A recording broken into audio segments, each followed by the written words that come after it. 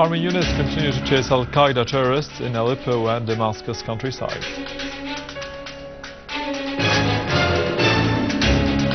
And Lavrov warns against the possibility of using chemical weapons by terrorists in Syria and its neighboring states. A secret document released by the French intelligence discloses that 130 French nationals are fighting alongside the terrorist groups in Syria. And Egypt destroys 4 tunnels on the borders with Gaza used by terrorists to launch attacks against the Egyptian army.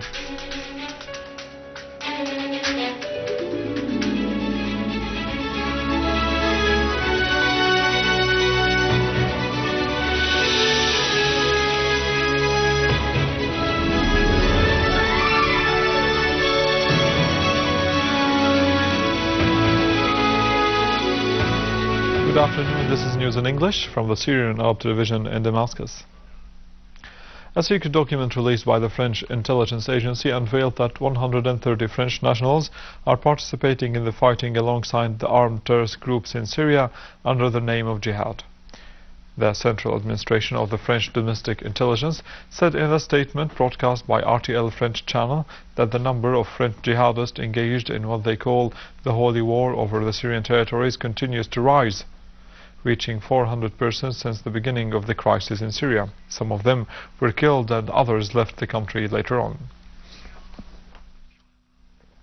Syrian army units restored security and stability to the town of Abu Ghrain south of Asfira area in Aleppo countryside, eliminating the last gatherings of terrorists in it and destroying their equipment and vehicles, with the army destroying 2 armored vehicles and confiscating the 3rd. A military source said that an army unit killed a number of Jabhat al-Nusra terrorists and destroyed weapons and ammunition they were using. The armed forces destroyed a number of terrorist scars in As-Saqqa farms in a Nabek area in Damascus countryside. The source said that another army unit killed an armed terrorist group and destroyed its criminal tools. An 8-year-old girl was martyred and 11 others were injured, among them a woman, in a mortar shell fired by terrorists near Dar es Salaam school in Damascus. A source at Damascus Police Command said that the shell caused material damage to the supermarkets and a number of cars in the site. The source added that another mortar shell fired by terrorists landed over a building in a Najma Square in Damascus, causing material damage. The Minister of Health, Dr. Saleh Naif, visited the wounded and condemned the terrorist act and targeted civilians. The delegation of European lawyers visited Jaramana in Damascus countryside, where terrorists threw mortar shells last Thursday. The shells killed 22 martyrs and wounded scores. Among the victims was the 14-year-old girl Sana Sabah. Human Rights Watch described the crimes committed by the armed terrorist groups against villagers in the northern countryside in Latakia in early August, which claimed many civilians, mostly women and children, as crimes against humanity. The AFP quoted Joe Stark, Deputy Director for the Middle East and North Africa at Human Rights Watch, as saying, "These abuses were not the actions of rogue fighters. This operation was a coordinated and planned attack on civilian population."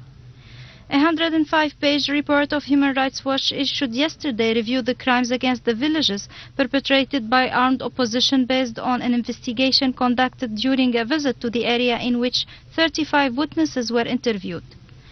The evidence strongly suggests that the killing, hostage-taking and other abuses committed by opposition forces on and after the 4th of August rise to the level of crimes against humanity, the report said.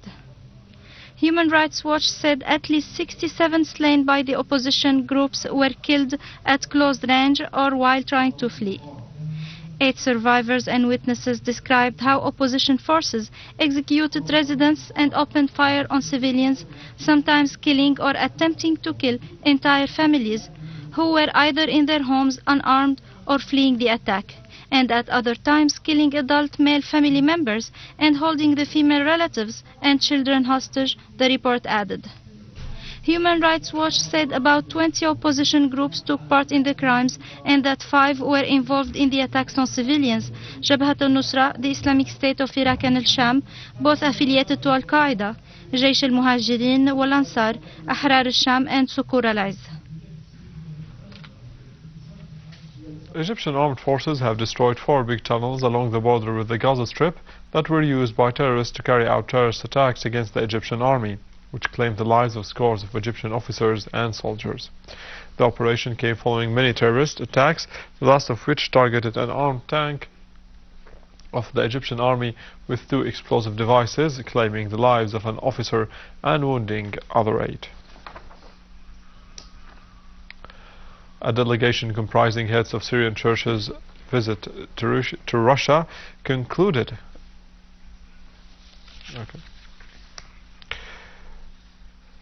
Bishop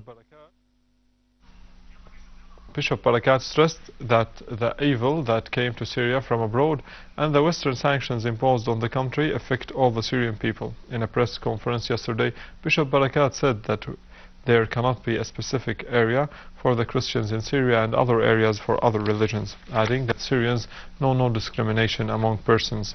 Bishop Isaac Barakat of the Greek Orthodox Patriarchate in Damascus stressed that the Christians in Syria are not a minority, adding that they are Syrians. For his part, Archbishop Boutros Annime of the Syriac Orthodox Church in Homs said that the Western sanctions imposed on Syria prevent a lot of materials from entering the country.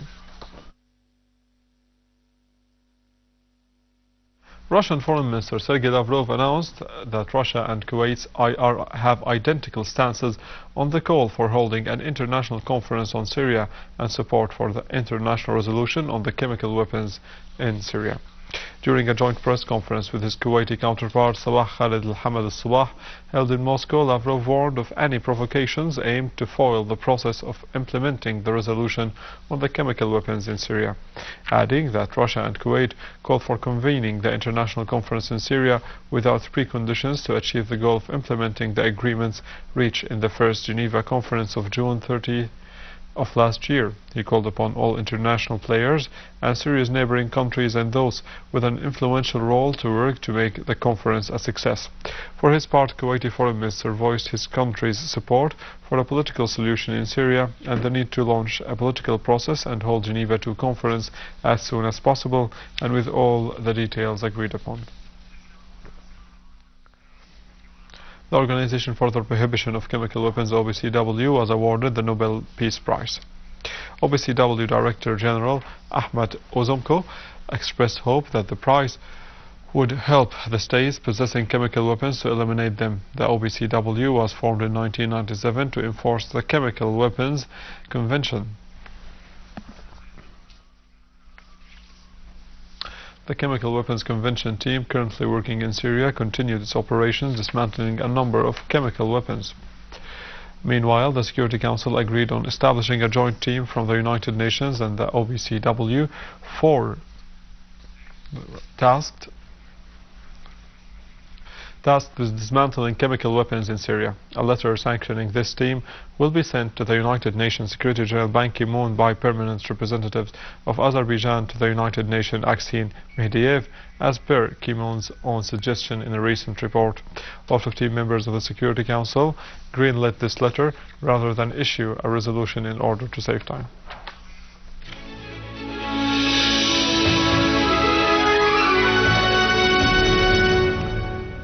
The renowned Arab artist, musician and singer Wadia Safi passed away on Friday at the age of 92 after a decades-long career full of creativity and artistic excellence.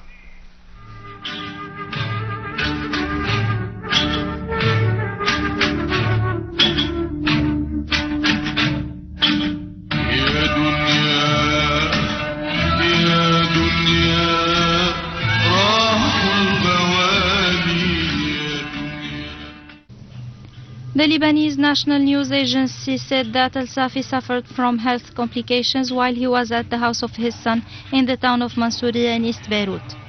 He was admitted to Bellevue Hospital, where he passed away. The Syrian Information Ministry and the Artists Syndicate offered their sincere condolences to his family. Al-Safi will be laid to rest on Monday at St. George Cathedral in Beirut. Wadia Safi is considered the pillar of Lebanese music and one of the most prominent figures in Arab music. Nicknamed the man with the golden throat, whose name and voice were associated with the mountains of Lebanon.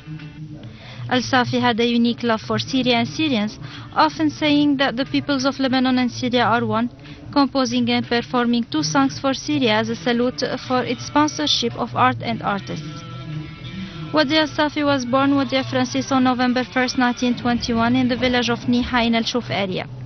The second child in a family with 8 children, he lived a modest childhood, moving to Beirut with his family in 1938, where he enrolled in the Xavier Convent Catholic School. After 3 years, he was forced to leave school to help his father support the family. Al-Safi eventually participated in a talent show organized by the Lebanese radio, then known as the Near East Radio, winning first place in the singing category and outperforming the 39 other contestants.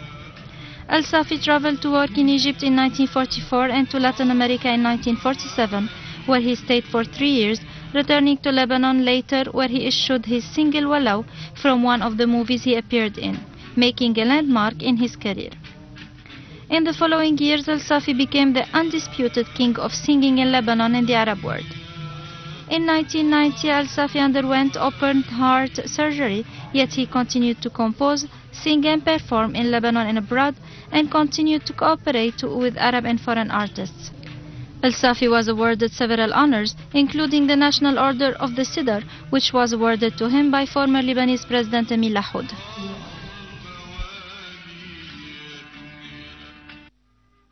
With this, we end our news for today. Thank you for watching. For more details about Syria and the region and to view this bulletin again, you can always visit our website in English, www.syriaonline.sy. Now to the latest business and market news with Nariman Qassam, but after a short break.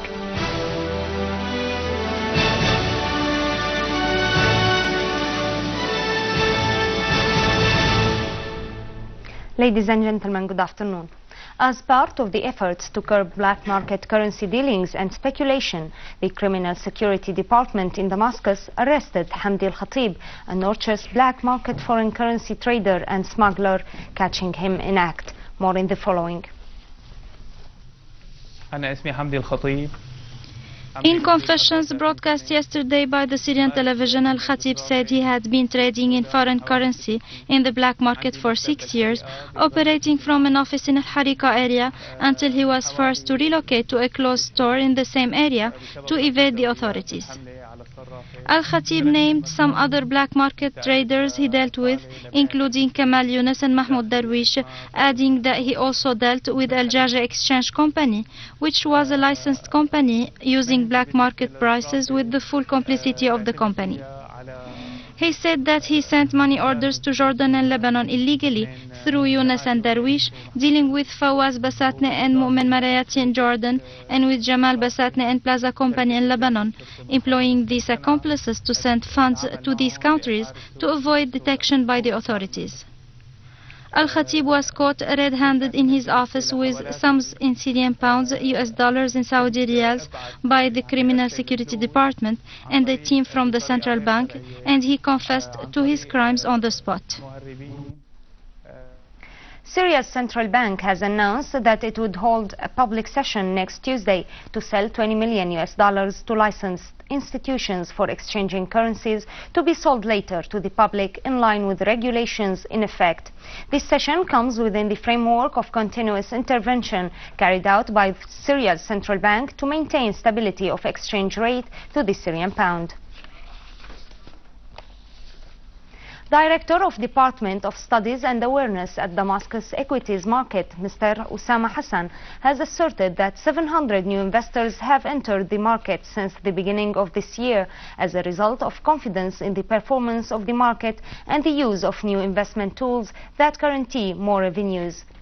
He further pointed out that the decline of the market's indicator at the beginning of this week's dealings had to do with the rapid gaining of revenues of leading shares, which witnessed good profits during September and last week, and which contributed in the raise of the indicator with a considerable percentage.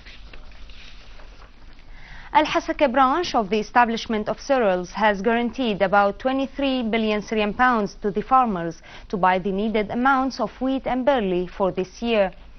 Engineer Muhammad Zaki Bakr al-Khalidi, head of the Department of Marketing at the branch, said that the quantity of the purchased wheat has exceeded 550,000 tons, while the barley exceeded 95,000 tons. He hailed the initiative of the establishment to pay fees for transporting the cereals from the field to the centers in the city to encourage the farmers and to guarantee the biggest quantities of strategic crops. Directorate of Agriculture in Idlib province has said the 1st of next month to start growing wheat and the mid of this month to start growing barley in all parts of the province.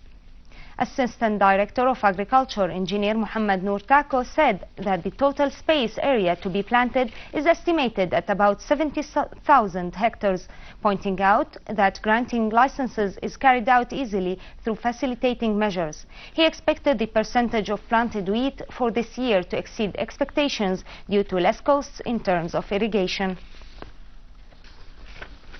The free zone in Latakia province is ready to embrace Aleppo's industrial facilities that were greatly damaged as a result of vandalizing them by the terrorist groups. The directives issued by the government have been put in implementation to transfer, reactivate and correct productive course of these facilities as soon as possible, in addition to looking for the suitable solutions to be adopted to move small and medium-sized industries that are environment friendly to the free zone land with the aim of activating cycle of production and creating new opportunities. Now over to some main currencies exchange rates according to the bulletin of the Central Bank of Syria.